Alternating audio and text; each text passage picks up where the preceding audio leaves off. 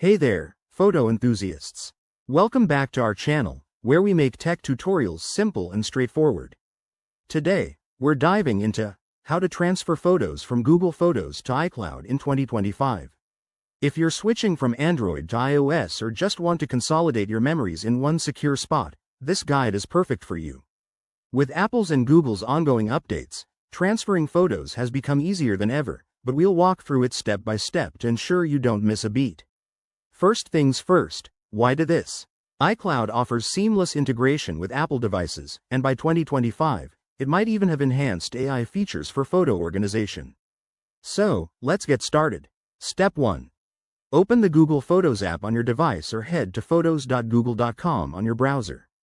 Sign in with your Google account to access all your photos. Step 2. Select the photos you want to transfer. You can choose individual ones by tapping and holding, or select all by using the menu options. Once selected, look for the download button, usually a cloud arrow icon, and download them to your device. This might take a few minutes depending on how many photos you're moving. Step 3. Now, switch over to iCloud. On your iPhone, iPad, or Mac, open the Photos app and ensure you're signed in with your Apple ID. If you're on a PC, use iCloud for Windows. Go to the Upload or Add Photos section. Step 4. Locate the downloaded photos on your device and select them for upload. Drag and drop if you're on a Mac, or use the import feature on iOS. iCloud will handle the rest, but make sure you have enough storage space. Upgrade if needed, as plans start at just a few dollars a month. One quick tip.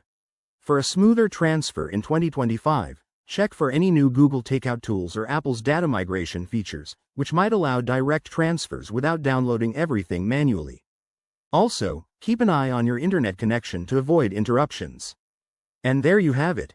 You've successfully moved your photos to iCloud. Now, you can enjoy better syncing across your Apple devices. If you found this helpful, give it a thumbs up, subscribe for more tech tips, and drop a comment if you have questions. Thanks for watching, and see you in the next video.